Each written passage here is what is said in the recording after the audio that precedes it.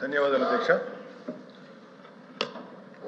అక్రమ వలసదారుల వలన మన రాష్ట్రంలో ప్రజా భద్రతకు ప్రమాదాలు వాటిల్లే అవకాశాలు ఉన్నాయి.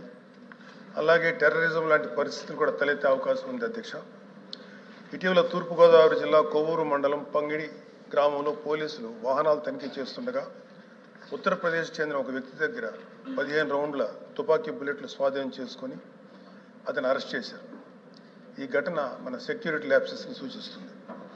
గుర్తు తెలియని ఎంతోమంది రాష్ట్రంలో ప్రవేశించి సెటిల్మెంట్స్ ఏర్పాటు చేసుకుంటున్నారన్న సమాచారం పలు నివేదికల్లో కనిపిస్తుంది. రోహింగ్యా, బంగ్లాదేశ్ లాంటి చోట్ల నుంచి అక్రమ వలసదారులు 2017 నుంచి 18 నుంచి మన రాష్ట్రానికి వస్తున్నారనే రిపోర్ట్స్ ఉన్నాయి.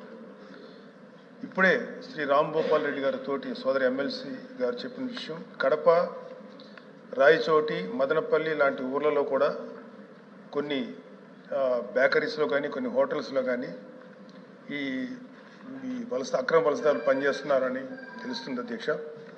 అలాగే ఆ ఏరియాలో కొంత పోలీస్ వ్యవస్థలో కూడా కొంత అలసత్వం అనిపిస్తుంది అధ్యక్ష.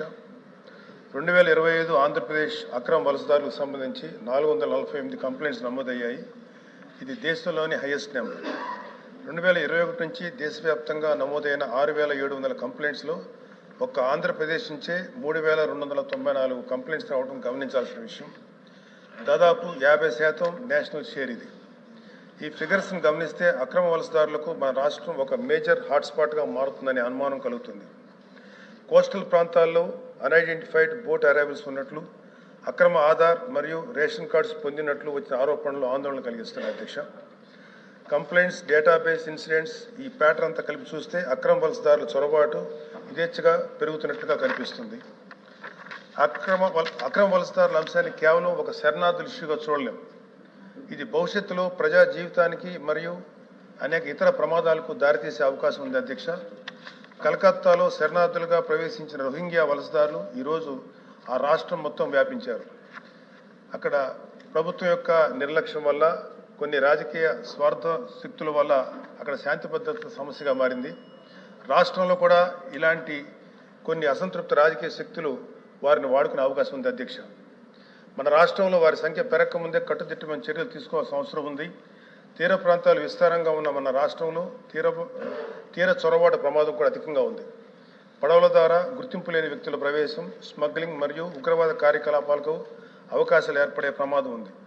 స్లీపర్ సెల్స్ మరియు యాంటీ సోషల్ ఎలిమెంట్స్ కార్యకలాపాలకు అవకాశం ఏర్పడుతుంది అధ్యక్ష. అక్రమ వలసదారుల ద్వారా హవాలా, అక్రమ ఆయుధాల సరఫరా జరిగే ప్రమాదం కూడా ఉంది.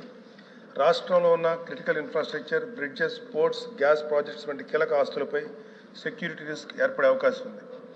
ఇటీవల జరిగిన కొన్ని సంఘటనలు గమనిస్తే అక్రమ వలసదారులు internal security, economic stability, social హార్మోనీపై ప్రమాదం చూపే ప్రమాదం ఉంది అధ్యక్ష. మా కొన్ని సూచనలు అధ్యక్ష, ఇప్పుడు అనిత గారు చెప్పినట్లు బయోమెట్రిక్ వెరిఫికేషన్ డ్రైవ్ ద్వారా నాన్ లోకల్స్ను గుర్తించాలి. Aadhaar, ration card, voter list వంటి డేటాబేస్లపై స్పెషల్ ఆడిట్ నిర్వహించాలి. తీర ప్రాంతాల్లో కోస్టల్ సర్వేలెన్స్ బలోపేతం చేయాలి. Drones, night patrolling, advance monitoring system ద్వారా అక్రమ చొరబాట్లను ముందుగానే గుర్తించే వ్యవస్థ ఏర్పాటు చేయాలి. అక్రమ వలసదారులకు సహకరిస్తున్న ఏజెంట్స్ అండ్ నెట్వర్క్స్పై ఉక్కుపాదం మోపాలి. ఇతర రాష్ట్రాలు, కేంద్ర సంస్థలతో రియల్ టైమ్ ఇంటెలిజెన్స్ షేరింగ్ వ్యవస్థను బలోపేతం చేయాలి. ప్రైవేట్ ట్రావెల్స్, బస్సెస్, ట్రైన్స్లో ప్రత్యేక తనిఖీలు నిర్వహించి అనుమానాస్పద వ్యక్తుల యొక్క కదలికలను గుర్తించాలి.